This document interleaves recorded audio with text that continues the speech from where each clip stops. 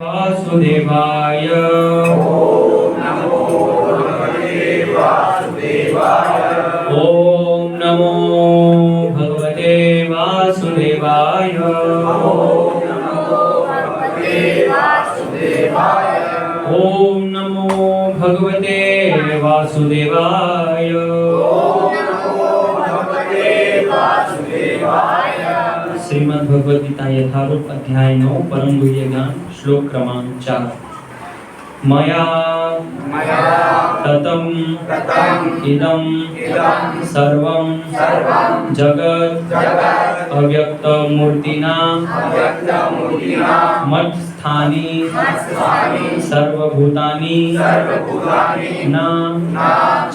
न च अहं तेषु अवस्थितः। मया ततं इदं सर्वं जगत् अव्यक्तमूर्तिना मत्स्थानि सर्वभूतानि न चाहं तेष्वस्थितः। मया ततं इदं सर्वं जगत् अव्यक्तमूर्तिना मत्स्थानि सर्वभूतानि न चाहं तेष्वस्थितः। मया ततं इदं सर्वं जगत् अव्यक्तमूर्तिना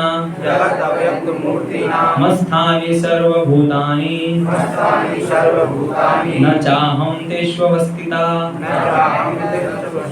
मया मेरे द्वारा ततं व्याप्त है इदं यह सर्वं समस्त जगत दृश्य जगत अव्यक्त मूर्तिना अव्यक्त रूप द्वारा मत्स्थानि मुझ में सर्वभूतानि समस्त जीव न नहीं चा भी अहम मैं तेषु उनमें अवस्थितः स्थित।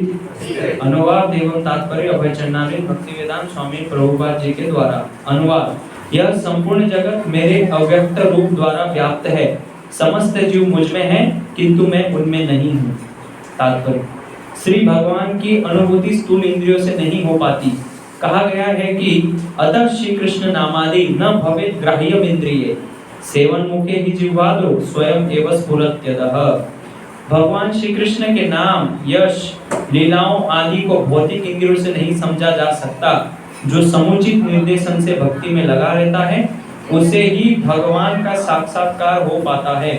ब्रह्म संहिता में कहा गया है प्रेमांजन छुरित भक्ति विलोचनेन संत सदैव हृदयेषु विलोकयन्ति। यदि किसी ने श्री भगवान के प्रति दिव्य प्रेमाभिरुचि उत्पन्न कर ली है तो वह सदैव अपने भीतर तथा बाहर भगवान गोविंद को देख सकता है। इस प्रकार वे सामान्य जनों के लिए दृश्य नहीं है।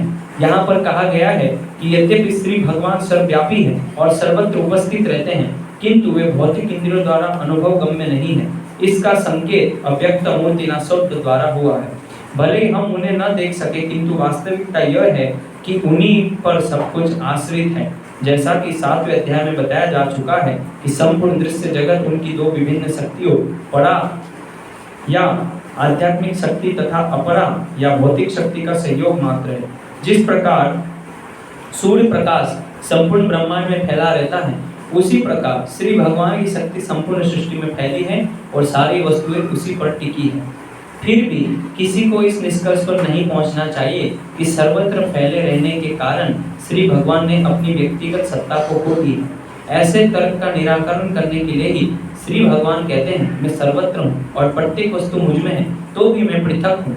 उदाहरणार्थ राजा किसी सरकार का अध्यक्ष होता है और सरकार उसकी शक्ति का प्राकट्य होती है। विभिन्न सरकारी विभाग राजा की शक्ति है और अतिरिक्त कुछ नहीं।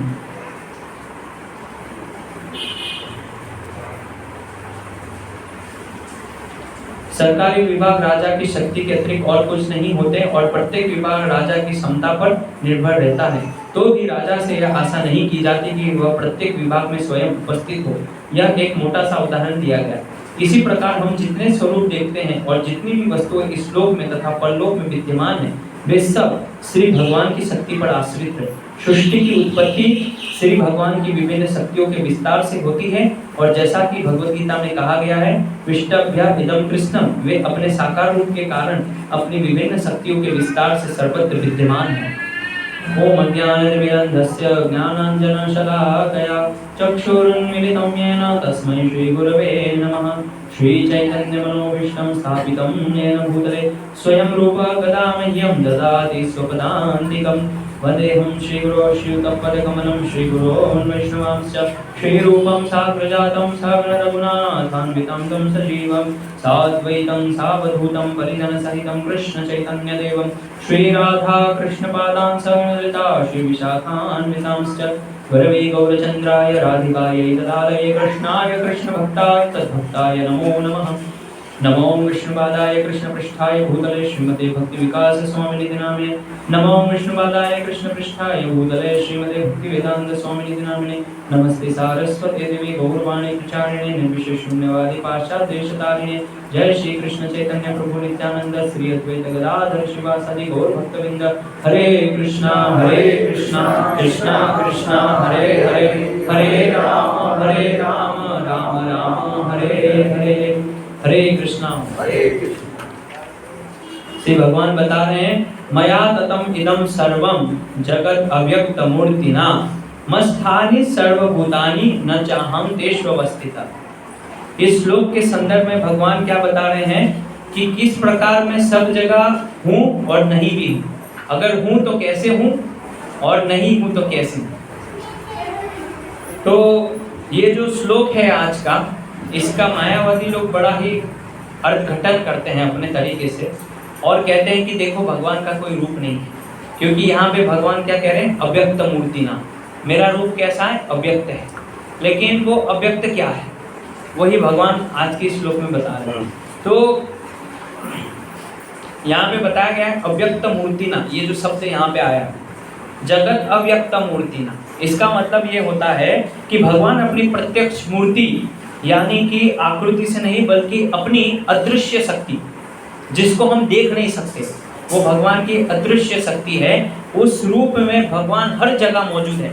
तो ये भगवान का क्या है, अव्यक्त रूप है, कि जो भगवान की शक्ति के द्वारा भगवान संपूर्ण समग्र सृष्टि में भगवान व्याप्त है। इसलिए ब्रह्मा जी स्वयं अपनी प्रार्थना में कहते हैं, अंडांतरस्थम परमाणु चयांतरस्थम, कि भगवान हर एक अंड में, हर एक ब्रह्मांड में, हर एक कण कण के अंदर भगवान विराजित है। तो इस तरह अभी ये जो टेबल है इसके अंदर भी भगवान है, हर एक प्रत्येक वस्तु के अंदर भगवान है, लेकिन वो भगवान का रूप नहीं है।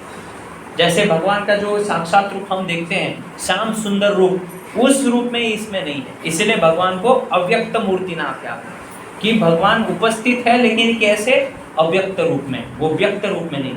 ये जो भगवान के चित्र हम देखते हैं राधा श्याम सुंदर जी, ये भगवान का व्यक्त रूप है, लेकिन जो अन्य जगहों पे भगवान समग्र सृष्टि में विराजित है उसको भगवान का अव्यक्त रूप कहा जाता है, जो कि दृश्य नहीं है हमारे लिए। जैसे इस टेबल के अंदर हमको नहीं दिख रहा है कि भगवान है कि नहीं।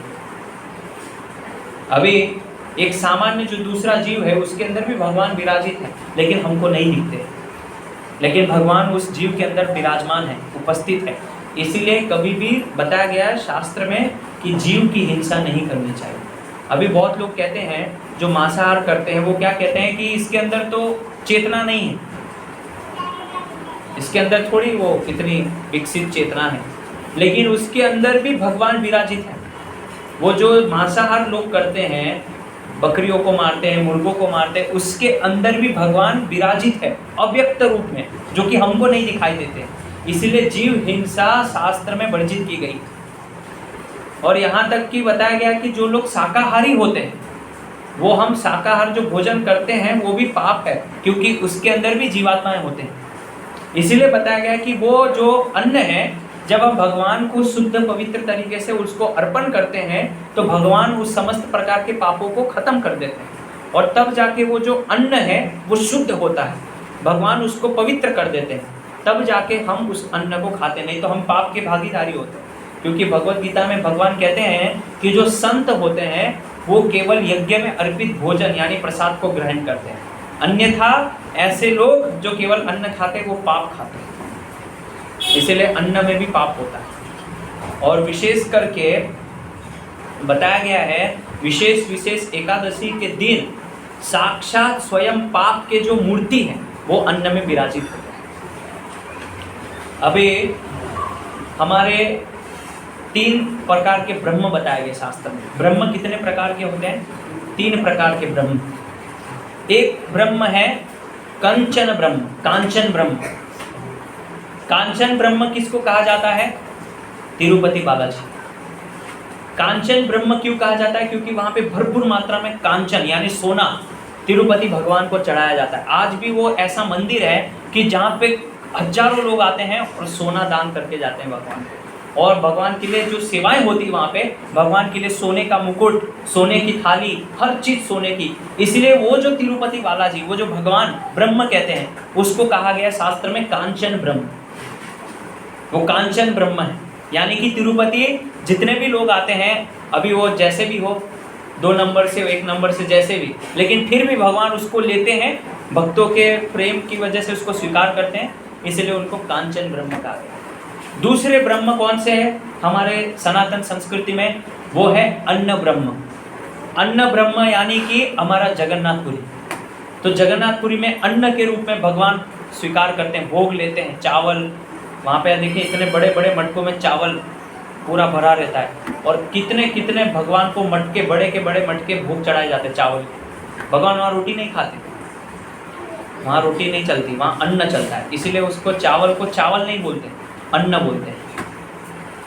और हमारी भाषा में हम अन्न मतलब हर सब कुछ, लेकिन वहाँ पे अन्न मतलब चावल, अन्न प्रसाद। तो इसीलिए वहाँ पे भगवान को क्या कहा है? जगन्नाथ जी भगवान को अन्न ब्रह्म, क्योंकि वहाँ पे भगवान अन्न बहुत खाते हैं, अन्न स्वीकार करते हैं।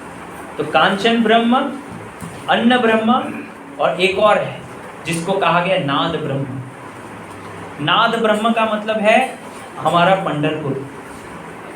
पंढरपुर, पंढरपुर में जो पंढरीनाथ रुक्मिणी जी है, वहाँ पे आज भी देवउठी एकादशी पे बहुत सारे हजारों की संख्या में भक्त लोग डिंडी यात्रा करते हैं, और उस डिंडी यात्रा में हजारों लोग हरे कृष्ण महामंत्र का कीर्तन करते हैं। नाद ब्रह्म, पूरा एकदम जो वातावरण है वो भगवान के नाम से गूंज उठता है, इसलिए वहाँ पे जो नाद होता है भगवान के नामों का, तो वहाँ पंढरपुर में भगवान को नाद ब्रह्म कहा गया है।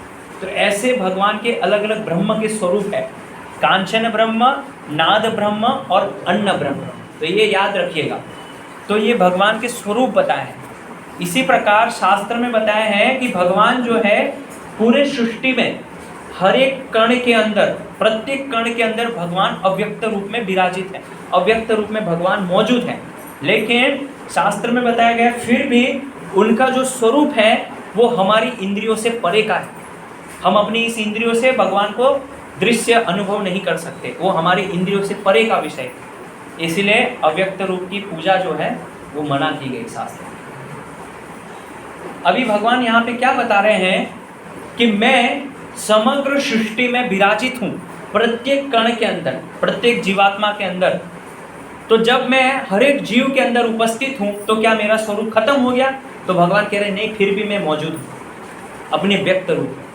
यही मायावादी लोग बताते हैं, जो निर्विशेषवादी निराकारवादी होते हैं, वो ये कहते हैं कि जो परम ब्रह्म है वो तो सब में व्याप्त हो गए, तो भी फिर उनका कोई आकार ही नहीं बचा, इसलिए कहते हैं वो भगवान निराकार है। क्यों? क्योंकि भगवान प्रत्येक कण में चले गए, प्रत्येक जीवात्मा में चले गए। भगवान ने अपनी शक्तियों को विभाजित कर दिया सृष्टि में, पेड़ पौधों में, जीवात्माओं में, तो अभी भगवान बचे नहीं। और क्या उदाहरण देते हैं? अभी मेरे पास यहाँ पे कागज़ नहीं तो मैं आपको बहुत अच्छे उदाहरण से समझाता कि कैसे। तो कागज़ मिलेगा थोड़ा टुकड़ा आपको, व्यावहारिक कि वो लोग क्या उदाहरण देते हैं, उसको आपको समझने में आसानी हो। वो कहते हैं कि भगवान ने अपनी शक्तियों को बांट दी, मतलब भगवान खत्म हो गए। फाड़ना है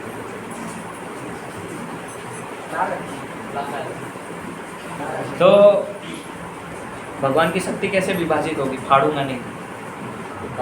तो जो कागज है उसके उदाहरण से जो निराकारवादी होते हैं वो ये कहते हैं कि भगवान, यानी कि जो कागज अभी आया ये भगवान है, ये भगवान है।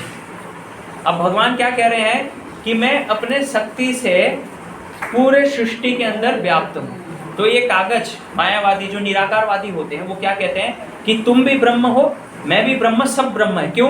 क्योंकि भगवान सबके अंदर विराजित है, तो इसीलिए तुम भगवान हो, मैं भी भगवान हूँ। ये वो लोग कहते हैं। और क्यों कहते हैं? क्योंकि ये जो भगवान थे ये क्या हो गए, अभी दो जीवात्मा है, मैं और ये, तो अभी क्या हो गए, भगवान दो भाग में बढ़ गए। तो एक उनके अंदर चले गए, एक मेरे अंदर आ गए। फिर क्या हुआ, और जीवात्माएं बढ़ गए, तो फिर क्या हो गया, भगवान और शक्ति का विस्तार किए। तो कितने हो गए? 4। तो अभी हम 2 थे, अभी 4 हो गए, तो भगवान 4 जगह बढ़ गए। अभी 4 से और कितने हुए? 6 हुए। तो अभी कितना हो गया? 6 हो गए। तो अभी सबके अंदर भगवान चले गए। अभी 6 से भगवान ने अपना और विस्तार किया। जैसे सृष्टि बढ़ती गई, हर एक कण कण में भगवान ने क्या किया, अपना और विस्तार किया, फिर और विस्तार किया, फिर और विस्तार किया, फिर और विस्तार किया, और ऐसे विस्तार कर करके पूरा विस्तार किया। और फिर भगवान क्या किए, समग्र शक्ति के द्वारा अपना विस्तार करके अब भगवान बचे।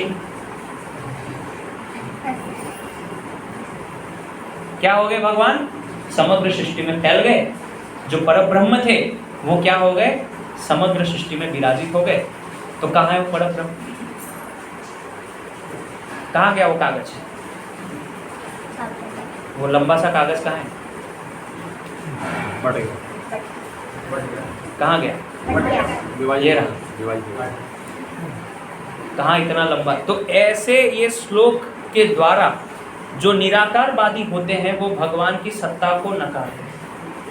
यही श्लोक के द्वारा भगवान क्या अपनी सत्ता को स्थापित करते हैं कि मैं निराकार नहीं हूँ, मैं अव्यक्त नहीं हूँ, मैं व्यक्त हूँ। इसलिए भगवान क्या कह रहे हैं कि मैं संपूर्ण जगत मेरे अव्यक्त रूप द्वारा व्याप्त है। संपूर्ण जगत, समस्त जीव मुझ में है, किंतु मैं उनमें नहीं। इसका मतलब क्या है?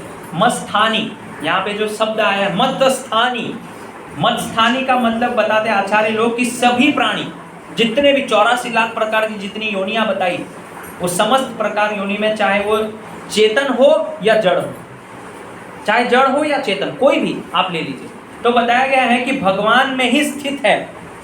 इसका अर्थ क्या है कि भगवान ही समस्त सृष्टि का आधार है। ये इसका मतलब, समग्र सृष्टि का आधार है भगवान। ये भगवान कहना चाह रहे मत्स्थान।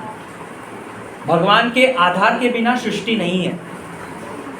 सब कुछ जो इस जगत में चल रहा है, जो सृष्टि चल रही है, इसका आधार भगवान मात्र एक है और कोई नहीं। तो फिर बताया जाता है कि जिस प्रकार जो नदियां और जो जल की बूंदें हैं वो समुद्र में जिस प्रकार आश्रय लेती हैं, उसी प्रकार समग्र सृष्टि के जो जीवात्माएं, सभी लोगों ने भगवान, परम भगवान का आश्रय लिया हुआ है। इसीलिए जितने भी ग्रह, नक्षत्र इत्यादि जो भी है, इन सभी ने भगवान विष्णु का आश्रय लिया हुआ। ये इसका मतलब है। और फिर आगे हमारे आचार्य लोग बहुत ही सुंदर वर्णन करते हैं। वो कहते हैं न चाहम तेष्व अवस्थिता। इसका मतलब क्या होता है? तो कहते हैं ये श्लोक का सबसे महत्वपूर्ण भाग है ये जो वचन भगवान का। तो कहते हैं भगवान के इस बात पे बल दे रहे हैं कि हर जगह में वो व्याप्त है, सब जगह में व्याप्त होते हुए भी वो किसी भी चीज में लिप्त नहीं है। अभी भगवान तो शुद्ध है, पवित्र है। जैसे उदाहरण दिया गया है यहाँ पे कि जैसे सूर्य माँ है, वो जब अपनी प्रकाश के द्वारा, किरणों के द्वारा जब पूरे समग्र सृष्टि को प्रज्वलित करता है, प्रकाशमान करता है, लेकिन इस पृथ्वी के ऊपर जितने भी अशुद्धियाँ, जो गंदगियाँ हैं, वो सूर्य को प्रभावित नहीं करती। जैसे जो सूर्य की किरण है, जब खेत में सुबह सुबह लोग अपना मल त्याग करते हैं, उसके ऊपर जब सूर्य की किरण पड़ती है तो सूर्य की किरण से वो मल सूख जाता है, उसको भी वो शुद्ध कर देता है। लेकिन वो जो मल है वो सूर्य देव भगवान को अशुद्ध नहीं करता है, अपवित्र नहीं करता है। उसी प्रकार भगवान सब जगह व्याप्त है, लेकिन फिर भी भगवान उसमें लिप्त नहीं है। ये इसका मतलब है इस श्लोक का। तो यहाँ पे ये बताया जाता है कि वे समस्त सृष्टि के जो दोष होते हैं, उस समग्र सृष्टि के दोषों से भगवान कभी प्रभावित नहीं होते। फिर भी मूर्ख लोग क्या बोलते हैं कि भगवान ने जो है अन्याय किया, इसीलिए भगवान के साथ ये सब हुआ। जारा ने बाण मारा, यदुकुल का विनाश हो गया, ये सब भगवान की वजह से हुआ। भगवान को कभी भी इस सृष्टि के दोष प्रभावित नहीं करते। इसीलिए शास्त्र में जो भागवत कथा होती है उसमें कभी भी सीधा भगवान की गोपनीय लीलाओं पे चर्चा नहीं होनी चाहिए। जब तक आप भगवान की सृष्टि लीला को नहीं समझेंगे, भगवान के तत्व लीला को नहीं समझेंगे, तब तक आप सीधा भगवान की लीला को सुनेंगे तो भगवान पे कभी विश्वास नहीं आएगा। ऐसे भगवान ने देखो, ये 7 वर्ष के बालक हैं और गोपियों को बोल रहे हैं तुम ऐसे ही बाहर आ जाओ और ये कपड़े ले जाओ। इतनी इच्छा हो रही है उनको गोपियों को नग्न देखने। अगर कोई ये सीधी लीला सुनेगा तो क्या समझ में आएगा उसको? इसीलिए भगवान क्या कह रहे हैं कि मैं समग्र सृष्टि के दोषों से कभी भी प्रभावित नहीं होता। तो भगवान को पाप पुण्य कर्म ये सब नहीं लगता है जब वो यहाँ आते हैं, उनको ये सब दोष नहीं लगते हैं। इसलिए भगवान जब यहाँ आते हैं तो हमको सिखाने के लिए कर्म करते हैं। आप द्वारका का भगवान का लीला पढ़ेंगे तो भगवान सोते हैं, ब्रह्म मुहूर्त में उठते हैं, सुबह उठ के ध्यान भी करते। किसका ध्यान करते हैं? स्वयं विष्णु का। और विष्णु कौन है? वो साक्षात खुद बैठे हुए और उनका ध्यान करते हैं लोगों को सिखाने के लिए। सूर्य देव नारायण भगवान को जल चढ़ा रहे हैं, उसके बाद भगवान अपनी नित्य क्रियाएं कर रहे हैं। तो भगवान को क्या वो प्रभावित हो रहे हैं? सब नहीं, भगवान कभी भी इस सब चीज से प्रभावित नहीं होते। प्रभावित जीवात्मा होता है।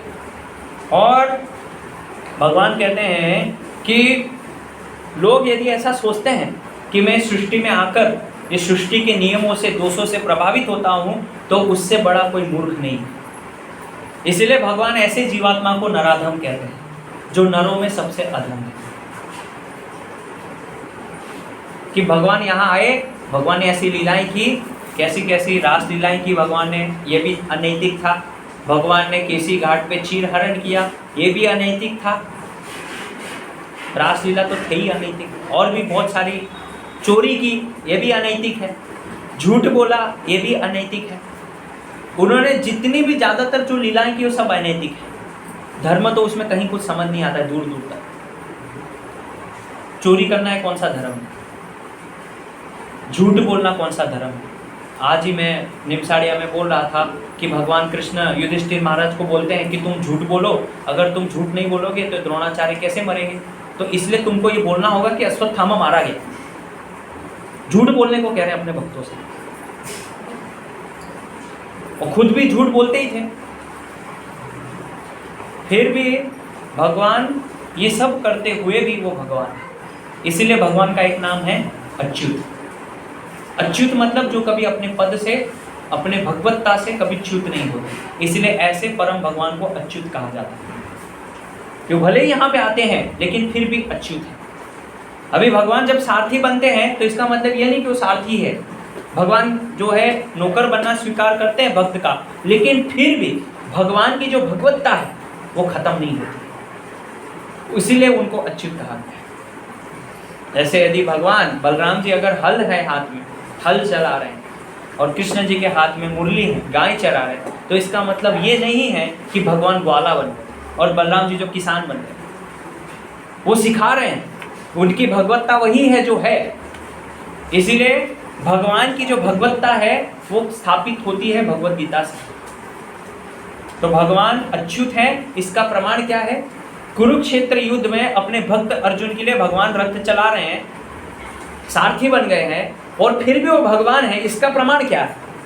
इसका सबसे बड़ा प्रमाण ये है कि वहां पे रहते हुए भी उन्होंने अपने भक्त को ये भगवत गीता सुनाई। परम दिव्य ज्ञान, परम गुह्य ज्ञान, ये भगवत्ता का प्रमाण है। और उसी ज्ञान के अंदर भगवान बोल रहे हैं कि मैं भगवान, मेरे ऊपर कोई। इसी 7वें अध्याय में भगवान बोलते। इसीलिए हमें जो है भगवान की सृष्टि को ऐसे समझना चाहिए जैसे सूर्य का मैंने उदाहरण दिया कि भगवान जो है यहाँ अव्यक्त है। किस तरह से? सृष्टि के हर एक कण कण। और व्यक्त कैसे है? भगवान का जो साकार स्वरूप है, श्याम सुंदर राधा जी के साथ बांसुरी लेके भगवान त्रिभंग स्वरूप में खड़े, वो भगवान का व्यक्त रूप है। और कैसे भगवान लिप्त नहीं है?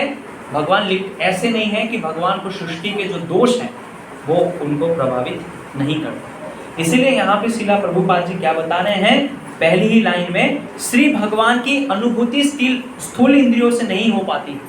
हमारी जो इंद्रियां ये स्थूल है और ये अशुद्ध है, अपवित्र है, इसलिए हम भगवान की अनुभूति इस अपवित्र, दूषित और हमारा जो गंदा मन है, ये जो अशुद्ध अपवित्र इंद्रियां हैं, इससे हम शुद्धाति शुद्ध, पवित्राति पवित्र, जो परम पवित्र है, ऐसे श्री भगवान को हम अनुभव नहीं कर पाते।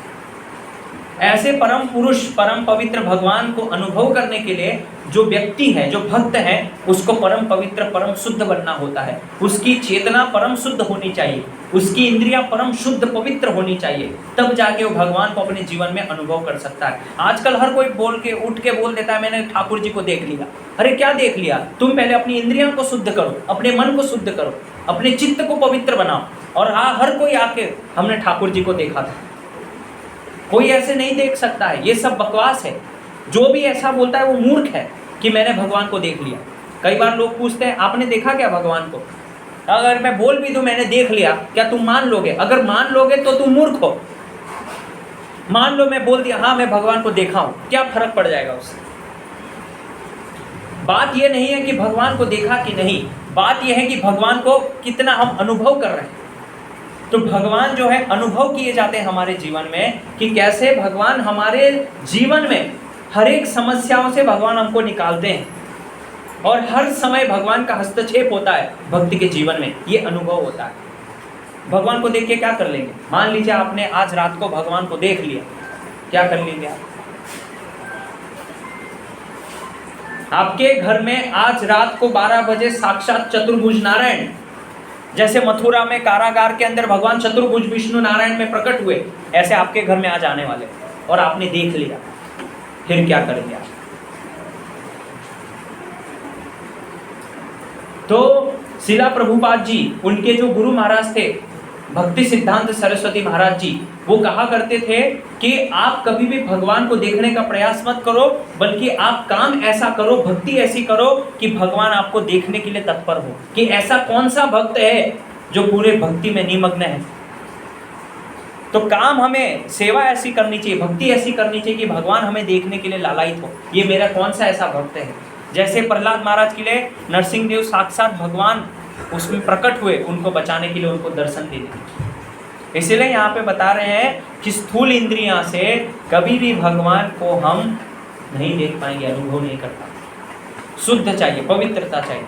और यहाँ पे बताया गया है भगवान श्री कृष्ण के नाम, यश, लीलाओं आदि को भौतिक इंद्रियों से नहीं समझा जा सकता। कैसे समझा जाता है? तो यहाँ पे बताया है, प्रेमांजन छुरित भक्ति विलोचनेन संत सदैव हृदयेषु विलोकयन्ति। जो भगवान के संत होते हैं, जो भगवान के शुद्ध महान भक्त होते हैं, वो भगवान को कैसे देखते हैं? प्रेमांजन छुरित भक्ति विलोचनेन। प्रेमांजन, उनके आंखों में प्रेम रूपी अंजन, अंजन का मतलब होता है काजल।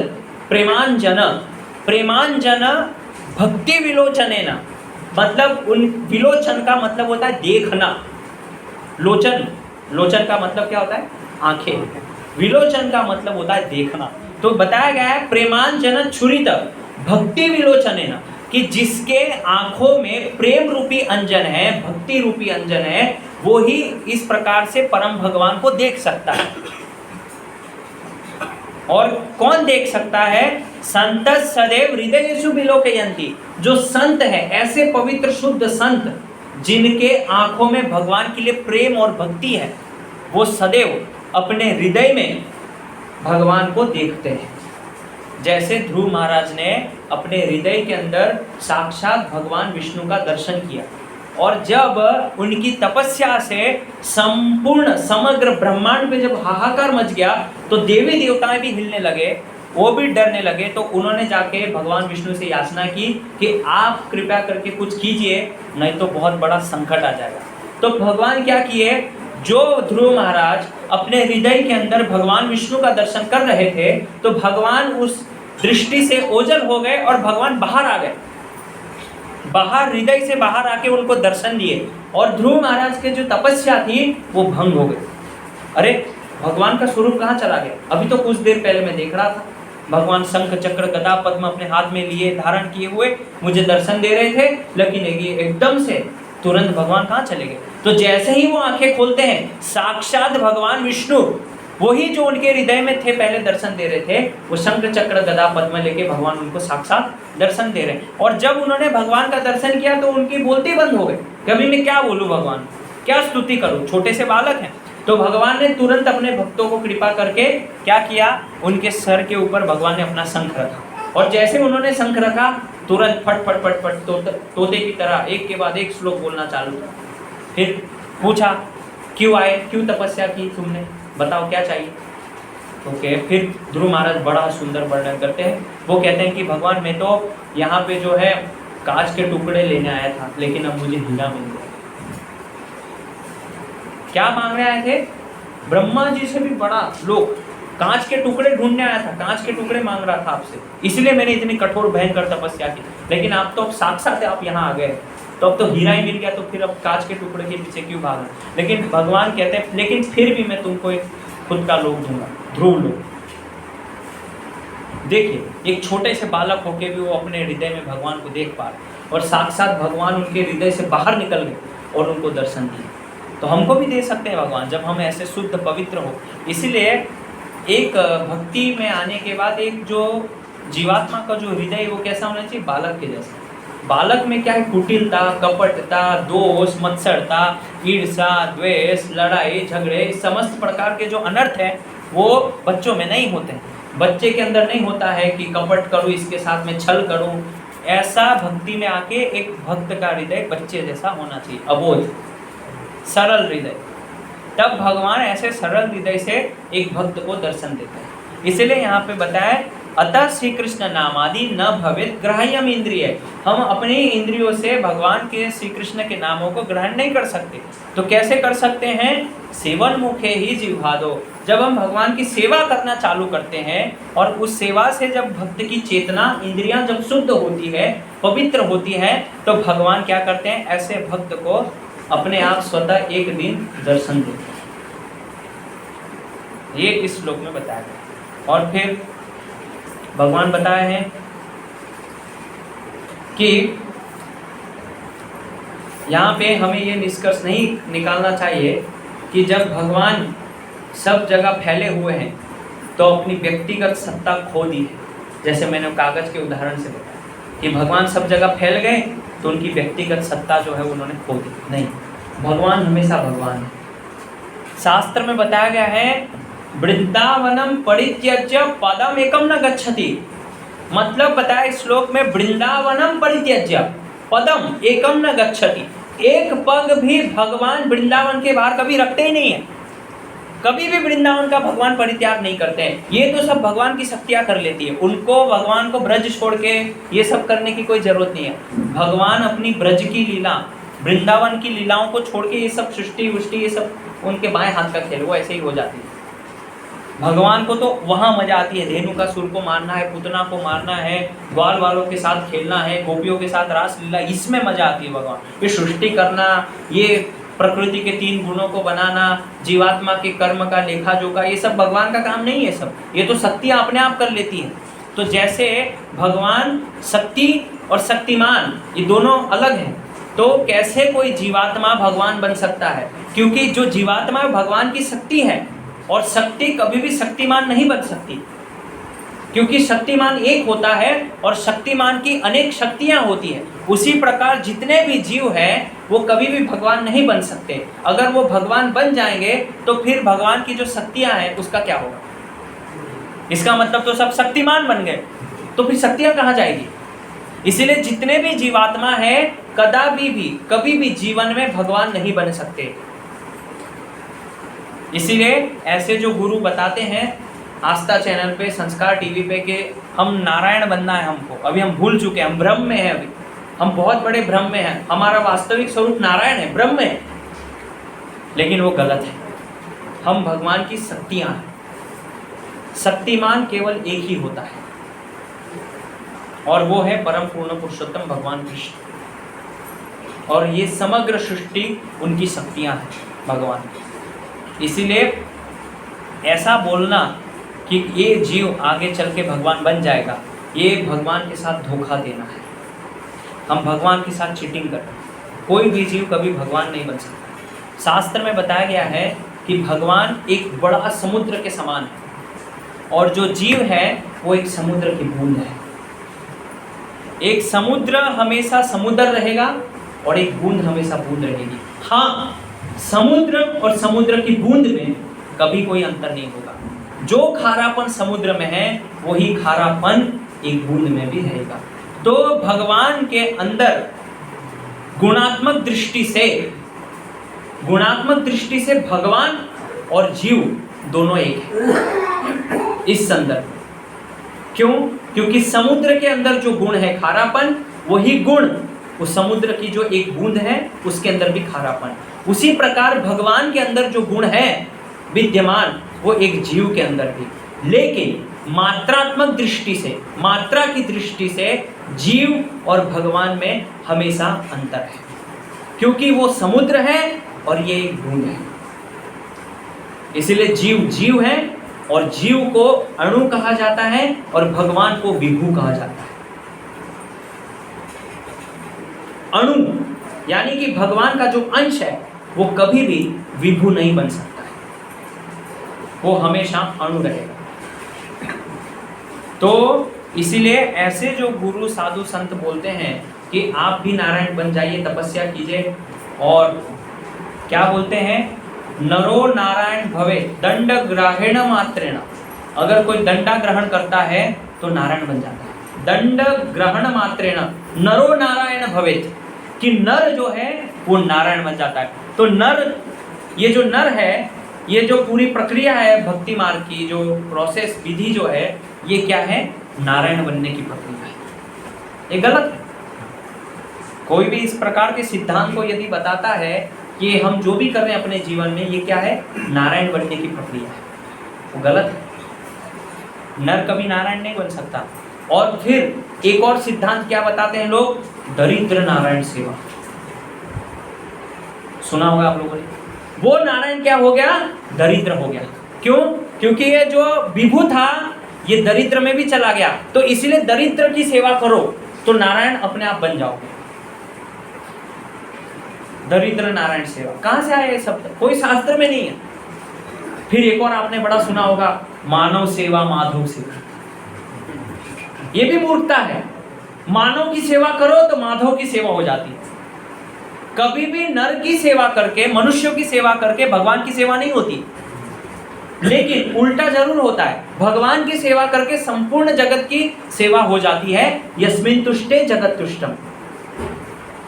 तो ये जो भी ऐसे सिद्धांत आ जाते हैं, दरिद्र नारायण सेवा, मानव सेवा, माधव सेवा, ये सब क्या है, ये भगवान जो बता रहे ना, अव्यक्त मूर्ति ना, कि अव्यक्त हूं, तो अभी भगवान कहाँ अव्यक्त है, उस नर के रूप में, उस दरिद्र के रूप में। इसीलिए उसकी सेवा करो, पता नहीं किस रूप में आपके नारायण मिल जाए।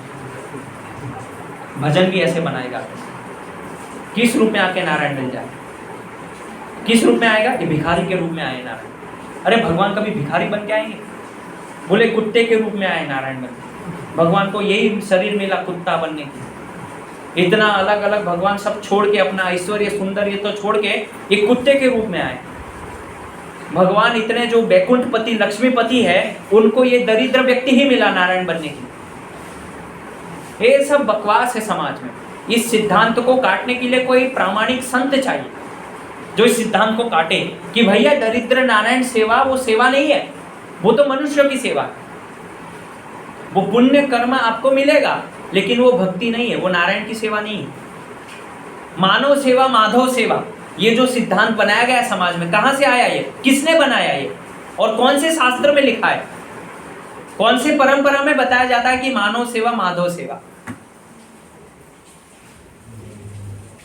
तो ये जो सिद्धांत है ना, ये गलत गलत सिद्धांत है ये सब।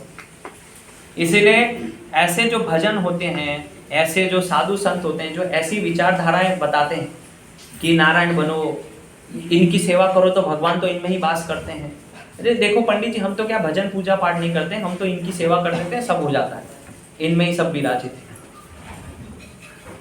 तो फिर भगवान अपना अलग से रूप क्यों प्रकट किए हैं? श्याम सुंदर त्रिभंग ललित में क्यों आए हैं भगवान? तो फिर भगवान को आना ही नहीं चाहिए था। सबको बोल देते तुम जो है सब जो है एक दूसरे की सेवा कर लेना, तो मैं समझ जाऊंगा मेरी सेवा होगी। क्यों फिर भगवान आते हैं नरसिंह रूप में, वामन रूप में, भगवान अभी कल की रूप में आएंगे, फिर भगवान कृष्ण बलराम जी के रूप में आते हैं, लीलाएं कर क्यों करते हैं फिर ये सब? क्या जरूरत है भगवान को? अगर ऐसा ही हो जाता कि सब आप एक नरों की सेवा करो, वही माधव सेवा है, फिर तो रूप लेने की जरूरत नहीं। इसीलिए भगवान बता रहे हैं अव्यक्त मूर्ति नाम, इसीलिए हम भगवान को अनुभव नहीं कर पाते। तो आपके अंदर भी कभी इस प्रकार की विचारधारा है, अरे ये गरीब बेचारा, इसके अंदर साक्षात नारायण होंगे, पता नहीं साक्षात भगवान आए होंगे मेरे द्वार पे, सेवा कर ली जाए इनकी थोड़ी। वो दरिद्र उसके कर्मों से बना है, ना कि वो भगवान है। तो दरिद्र जो है वो कभी नारायण नहीं होता है, या मानव जो है कभी माधव नहीं होता है। मानव मानव है, माधव माधव है। इसीलिए चैतन्य महाप्रभु ने ऐसे सिद्धांत को नाम दिया अचिंत्य भेदाभेद तत्व। अचिंत्य भेदाभेद तत्व, इसका मतलब क्या है कि जीव और भगवान एक है और नहीं भी है। और कैसे एक है वो मैंने आपको बताया समुद्र का उदाहरण देके, और अलग कैसे हैं वो भी मैंने आपको बताया, अणु और विभु। तो ऐसे जीव जो है एक है, कैसे? गुणात्मक दृष्टि से। समुद्र के अंदर जो गुण है खारापन, वही समुद्र की जो बूंद है उसमें भी वही खारापन। तो ऐसे भगवान और जीव में गुण एक ही है, लेकिन मात्रात्मक दृष्टि, मात्रा की दृष्टि से भगवान और जीव सदा अलग है, वो एक नहीं हो सकते। इसीलिए भगवान क्या कहते हैं कि जितने भी अंश है ये सब मेरे अंश है। ममई वांसो जीव लोग, जितने भी जीव है ये सब मेरे अंश है। भगवान ने नहीं कहा कि ये अंश सब मैं हूं, भगवान ने नहीं बोला कि ये सब अंश मैं हूं। क्या बोला? ममे वांसो, ये मेरे अंश है, मैं हूं ऐसा नहीं बोला। गौर कीजिए, भगवान क्या बोल रहे हैं? मेरे अंश है, ये अंश मैं हूं ऐसा नहीं बोला है। तो जितने भी जीवात्माएं, जितनी भी योनियां है, सब भगवान के अंश हैं। तो इस प्रकार से जब कोई व्यक्ति ऐसे सिद्धांतों को समाज में लेकर आता है कि दरिद्र नारायण सेवा, मानव सेवा, माधव सेवा, अस्पताल खुलवाइए, गरीबों को खाना बांटिए, इससे आपको जो कल्याण होगा भगवान उससे प्रसन्न होंगे। इसीलिए गुरुजी हम क्या करते हैं, हम ये क्या मंदिर में चढ़ावा वढ़ावा नहीं चढ़ते, शिवलिंग पे दूध वूध नहीं चढ़ाते, उससे अच्छा तो हम ये मानते हैं कि गरीब वहां जो मंदिर के बाहर बैठा है उसको एक दूध की थैली लाके उसको पिला दो तो सही रहेगा, भगवान उससे खुश हो जाएंगे। ये ऐसे विचारधारा वाले लोग होते हैं। हम ये फूल वूल क्या पैसे वैसे खर्च नहीं करते फूल माला वाला में, उससे अच्छा गरीब को 2-4-5 रुपए के समोसे खिला दो, पेट भर जाएगा, उसको भगवान वो देख के खुश हो जाएंगे। ये सिद्धांत है मानव सेवा, माधव सेवा, ये गलत है। भगवान ने कभी ये नहीं बोला कि मुझे माला नहीं लाके तुम उसको खिला देना। तो फिर क्यों भगवान भगवत गीता में पत्रम पुष्पम फलम तोयम बोल रहे हैं? क्यों बोल रहे हैं?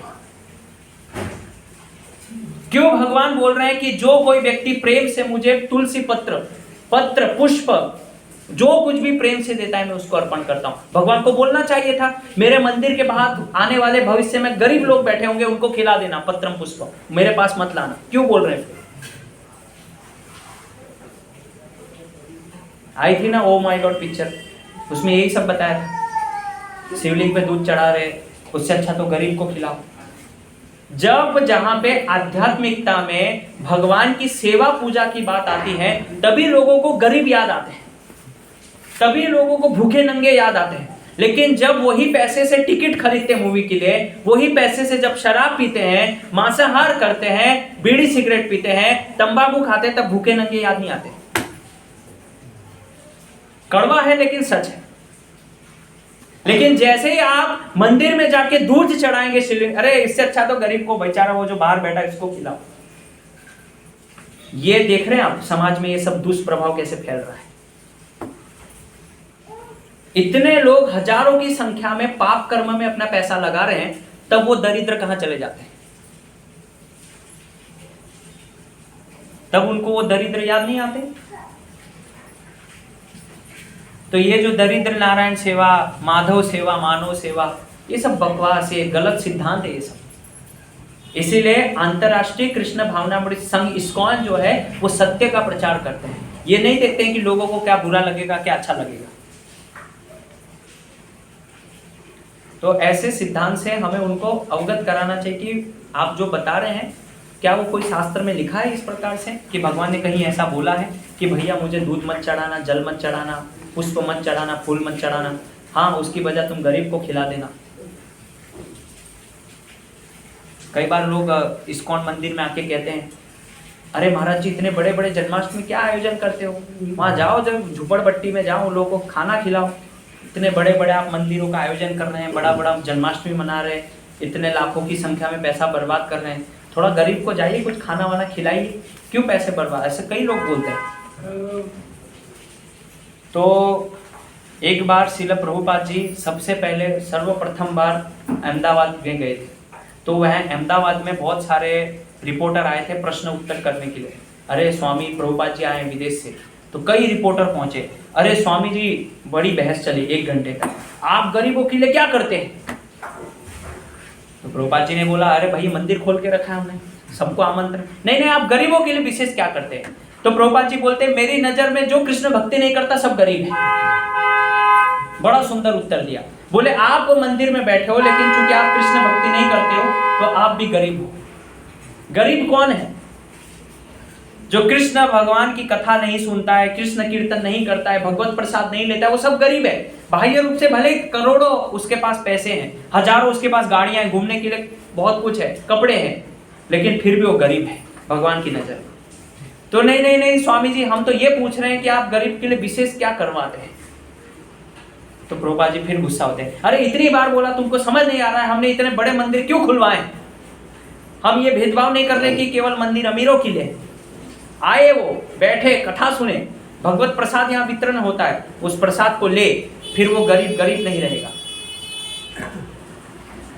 तो इसलिए हम गरीबों के लिए अलग से ये योजना, अलग अलग संगठन ये सब नहीं करते। क्यों? क्योंकि ये पुण्य कर्म है और पुण्य कर्म करने से भी जीवात्मा जो है भौतिक जगत में फंसता है। पुण्य कर्म जब वो करेगा तो उसको स्वर्ग की प्राप्ति होगी और वो कभी भी भगवान के धाम नहीं जा पाएगा। तो पुण्य कर्म और भक्ति दोनों अलग विषय है।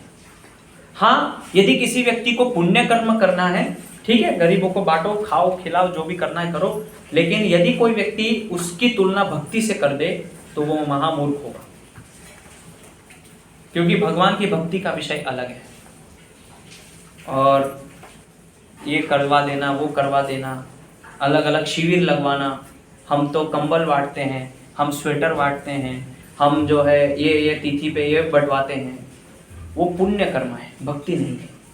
तो इसीलिए भगवान की सेवा, भगवान की भक्ति, भगवान की पूजा ये अलग विषय है और पुण्य कर्म समाज में एक अलग विषय है। इसीलिए दरिद्र नारायण सेवा कभी भी भक्ति नहीं हो सकती, वो एक पुण्य कर्म है। मानव सेवा, माधव सेवा कभी भी भक्ति नहीं हो सकती, वो एक पुण्य कर्म है। और अक्सर भारत में लोग भक्ति को और पुण्य कर्म को एक समझते हैं, ये बहुत बड़ी भूल धारणा है। इस प्रकार की फिल्में बनाई जाती, पिक्चर बनाई जाती हैं और लोग उसको देखते हैं, है ना। उस पिक्चर में क्या यही बताया था, परेश रावल वही केस करता है ना, मेरी बिल्डिंग टूट गई भगवान की वजह से, और भगवान ही आके उसको चुका, है ना। भाई भगवान की वजह से आंधी तूफान आई, मेरी बिल्डिंग गिर गई, वो पिक्चर में यही दिखाया। फिर अक्षय कुमार आते हैं गोविंदा बन के, बड़े स्टाइलिश हीरो कृष्ण बन के आते हैं। तो ऐसी पिक्चरें बनती है समाज में और लोग इससे फिर गलत सीखते हैं, फिर बताते हैं उसमें देखो शिवलिंग पे जल चढ़ा रहे हैं, बर्बाद हो रहा है सब, उससे अच्छा गरीब को बांटो। तो क्या ये जो पूरा जो बॉलीवुड है, पूरा जो हीरो हीरोइन ऐसी पिक्चरें जब बनाते हैं तो लोग वैसे ही सीखते हैं फिर पिक्चरों से। इसीलिए कभी भी भगवान के ऊपर ऐसी पिक्चरें जब बनती है तो हमें देखना भी नहीं चाहिए, बहिष्कार करना चाहिए उसका, पूरी तरह से समाज में उसका बहिष्कार। ऐसी फिल्में अगर मोहम्मद के ऊपर बनाए तो देखिए क्या होता है, बना तक नहीं सकते, सही हो तो भी नहीं बना सकते। लेकिन लोग क्या है, हमारे भारत में कुछ भी उठा के चल दिए, बना दिए मूवी और लोग बात देखने लग गए। तो इसीलिए यहाँ पे भगवान जो बता रहे हैं ना, वो बहुत अद्भुत बात बता रहे हैं कि कैसे मैं अव्यक्त हूँ और व्यक्त हूँ। तो भगवान की हमें अव्यक्त रूप में पूजा नहीं करनी चाहिए, भगवान की हमें व्यक्त रूप में पूजा करनी चाहिए। यानी कि भगवान का श्याम सुंदर त्रिभंगर स्वरूप, जिसमें भगवान मुरली लेके खड़े हैं, पीताम्बर धारण किए, भगवान के नेत्र कमल के सदृश हैं, भगवान के हाथ जो है कमल के समान है, और भगवान के बाल जो है घुंघराले हैं, और भगवान ने पीताम्बर धारण करते हुए अपने मस्तिष्क के ऊपर भगवान ने मोर पंख धारण किया, बहुत ही सुंदर श्याम वर्ण के भगवान। और साथ ही साथ बगल में उनके पास गाय खड़ी है, गोपी खड़ी हैं, सखियां हैं, भगवान के लिए वाद्य यंत्र बजा रही है, नृत्य चल रहा है भगवान की प्रसन्नता के लिए, झूला झूलाया जा रहा है राधा रानी के लिए। ये भगवान की साकार लीलाएं हैं, ये व्यक्त लीला है। ये अव्यक्त नहीं कि भगवान ये इसमें भी है, भगवान उसमें भी है, सबकी पूजा करो।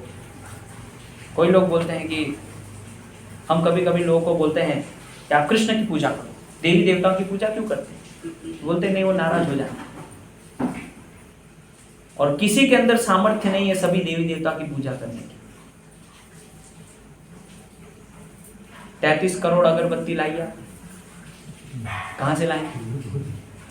स्टॉक खत्म हो जाएगा बाबे का, फिर भी सबको नहीं मिल पाएगी। इसलिए यस्मिन तुष्टे जगत तुष्टम, यदि उसको संतुष्ट कर दिया, वो परम वासुदेव भगवान श्री कृष्ण को, सब कुछ संतुष्ट हो गया। और इसके ऊपर मैंने कथा भी बताई थी पहले कि कैसे वो द्रौपदी माता, उनको जो अक्षय पात्र मिला था, बताया था ना, कथा बताया था दुर्वासा मुनि। तो भगवान को हो गया, मतलब सब हो गया संतुष्ट, बस फिर और कुछ करने की जरूरत नहीं, फिर कोई देवी देवता आपका कुछ बिगाड़ नहीं सकते हैं। ये मेरा वचन है और ये साक्षात भगवान का वचन है। इसलिए देवी देवता की पूजा होती है, उपासना होती है, लेकिन भक्ति केवल भगवान वासुदेव की होती है। ये याद रखिए, देवी देवता की कभी भक्ति नहीं होती है, उसको पूजा और उपासना कहा जाता है। लेकिन भक्ति केवल और केवल भगवान जो होते हैं, ये भगवान के लिए भक्ति शब्द प्रयोग किया जाता है। और भगवान कौन है? पूर्ण पुरुषोत्तम परमेश्वर कृष्ण। तो उनके लिए जो भी हम सेवा पूजा पाठ करते हैं उसको भक्ति कहा जाता है। मैं गणेश की भक्ति करता हूँ, गणेश की भक्ति नहीं होती है, गणेश की उपासना होती है, पूजा बोलते हैं उसको। मैं साईं बाबा का भक्त हूँ, साईं बाबा का भक्त नहीं हो तुम, साईं बाबा के उपासक हो। भक्ति शब्द केवल भगवान के लिए प्रयुक्त की जाती है शास्त्र के अनुसार, और कहीं नहीं की जाती। तो जो देवी देवता की उपासना, पूजा पाठ, कर्म कांड विधि, ये सब क्या है? अपनी बुद्धि को अलग अलग जगह भटकाना, लेकिन उस बुद्धि को एकाग्र करके, एक चित्त करके, एक जगह पे विराजित करके केवल और केवल वासुदेव भगवान श्री कृष्ण के चरणों में समर्पित करना, उसको कहते हैं वासुदेव के प्रति शुद्ध भक्ति। नहीं तो ऐसे देवी देवता ये इधर उधर सब भटकी हुए, उसको व्याभिचारी भक्त कहा जाता है। व्याभिचारी, उसका कोई स्वामी नहीं है, कोई स्वामी नहीं है, कभी इधर जाता है, कभी उधर जाता है, कभी वहां भटकता है, कभी इधर भटकता है। लेकिन जो पतिव्रता स्त्री होती है उसका एकमात्र स्वामी होता है। उसी प्रकार जो भगवान का शुद्ध भक्त होता है उसका एकमात्र स्वामी भगवान पूर्ण पुरुषोत्तम परमेश्वर कृष्ण होता है, और कोई नहीं होता। और तब जाके उसको प्रतिव्रता कहा जाता है, उसको शुद्ध नारी कहा जाता है, जिसका एकमात्र स्वामी है। और हम हनुमान के मंदिर छिंद बाबा भी जाएंगे, फिर यहाँ बालाजी मंदिर भी जाएंगे, फिर वहाँ शिव जी मंदिर भी जाएंगे, और फिर बचा तो राधा कृष्ण मंदिर भी जाएंगे। ये शुद्ध भक्ति नहीं कहा जाता इसको। तो ये विश्वास जब आ जाता है तब भगवान फिर एक दिन हमारी शुद्ध भक्ति से प्रसन्न होकर भगवान हमको दर्शन देते हैं। लेकिन अभी हम क्या है? व्यभिचारी हैं, सब व्यभिचार करते हैं। आप बोलेंगे नहीं नहीं प्रभु जी, हम कहाँ व्यभिचार करते हैं? कर रहे हैं, क्योंकि आपके एक स्वामी नहीं है, आपके कई स्वामी हैं। ये बुद्धि जो है, इसकी तुलना एक स्त्री के साथ की गई, बुद्धि की तुलना। और इस बुद्धि की तुलना जब स्त्री से की गई है तो तुलना भगवान कृष्ण के एक स्वामी से की गई है। जब किसी स्त्री का, किसी कन्या का जब विवाह होता है तो क्या देखा जाता है? इसका चरित्र क्या है। और चरित्र देखे उस स्वामी के साथ उसका गठबंधन किया जाता है। पाणी ग्रहण बोलते हैं ना, विवाह को पाणी ग्रहण करना। विवाह होना मतलब पाणी ग्रहण। अब हाथ बंध गया, सूत्र में बंध गए। उसी प्रकार भगवान से यदि हम विवाह करना चाहते हैं तो हमारा चरित्र शुद्ध और पवित्र होना चाहिए, ना कि व्यभिचारी। यानी एकमात्र स्वामी होने चाहिए। अगर हमारे कई स्वामी हैं तो भगवान हमारी इस बुद्धि को स्वीकार नहीं करेंगे, तुरंत उसका परित्याग कर देंगे कि ये तो बहुत जगह भटकता है, इसके कई स्वामी हैं और ये व्यभिचारी है। तो हमें प्रण लेना चाहिए कि मेरे जीवन में एकमात्र स्वामी है और मैं कभी भी व्यभिचार नहीं करता हूँ। शुद्ध पवित्र मेरी जो बुद्धि है, स्त्री रूपी बुद्धि, उसने एक ही स्वामी का वर्ण किया है अपने जीवन में, एक ही स्वामी को उन्होंने स्वीकार किया और उसके साथ गठबंधन हो गया है और वो है वासुदेव कृष्ण और कोई नहीं। ये सिद्धांत जब हम सीख लेंगे तब जाके फिर हम क्या है, भगवान को अनुभव कर पाएंगे। भगवान हमको अनुभव कराएंगे कि देखो कैसे मैं तुम्हारे हर क्षण क्षण में, हर तुम्हारी विपत्ति में, हर तुम्हारे कष्ट में तुम्हारे साथ हूँ। लेकिन चूंकि हमारे कई स्वामी हैं, इसलिए कई स्वामियों को भी चिंता रहती है कि कौन सा स्वामी जाएगा। वो जो स्वामी है वो भी आपस में चर्चा करते हैं कि भैया कौन जाएगा इसको बचाने। सोमवार को ये वहाँ जाता है, मंगलवार को ये वहाँ जाता है, बुधवार को वहाँ जाता है, तो आपस में चर्चा चल रही, भैया आप चले जाओ। वो कह रहे हैं नहीं आपके पास भी तो आता है, तो आप क्यों नहीं जा रहे? कोई नहीं आएगा। लेकिन यदि स्पष्ट है एकमात्र स्वामी कृष्ण, वही आएंगे, फिर उनकी जिम्मेदारी है फिर कि जाना ही पड़ेगा। जब ऐसे हुआ, द्रौपदी ने बोला ना, अरे कृपाचार्य आप तो इतने महान योद्धा सूरवीर हैं, अरे भीष्म पितामह आपने तो कई युद्ध जीते हुए, समस्त देवताओं को आपने जो पराजित किया। भगवान ने कुछ नहीं, भगवान ऐसे उठ रहे थे फिर बैठ रहे थे। अरे देखा अभी बोलेगी कि भगवान आप मुझे, कृपाचार्य के पास गए, फिर उन्होंने मना किया तो भगवान फिर उठने लगे, फिर देखा है तो भीष्म देव के पास जा रहे, फिर बैठ गए। द्वारका में थे भगवान। फिर भगवान ने सोचा कि अब तो ये परास्त हो गई है, कृपाचार्य ने मना कर दिया, भीष्म देव ने मना कर दिया, तो भगवान अब उठने ही वाले, भोजन कर रहे थे भगवान, रुक्मिणी जी के साथ बैठे हुए। फिर भगवान खड़े हुए, अरे देखा है तो युधिष्ठिर महाराज के पास जा रहे, फिर बैठ गए भगवान। फिर जब उन्हें देखा कि भगवान को पुकार रही है दोनों हाथ करके, तब तो रुक्मिणी जी को बोला अब तो मुझे जाना ही पड़ेगा, अब मुझे मत रोको, क्योंकि इसने पूर्ण समर्पण कर दिया मेरे, दोनों हाथ उठा के। इसलिए दोनों हाथ उठा के बोलना चाहिए, हरे कृष्णा कृष्णा कृष्णा हरे हरे, हरे राम राम राम हरे हरे। तो जब दोनों हाथ हम भगवान को ऊपर उठाते समर्पण करते हैं, तो दोनों हाथ पकड़ के भगवान हमको इस समुद्र से बाहर खींच के निकाल देते और अपने धाम गरुड़ जी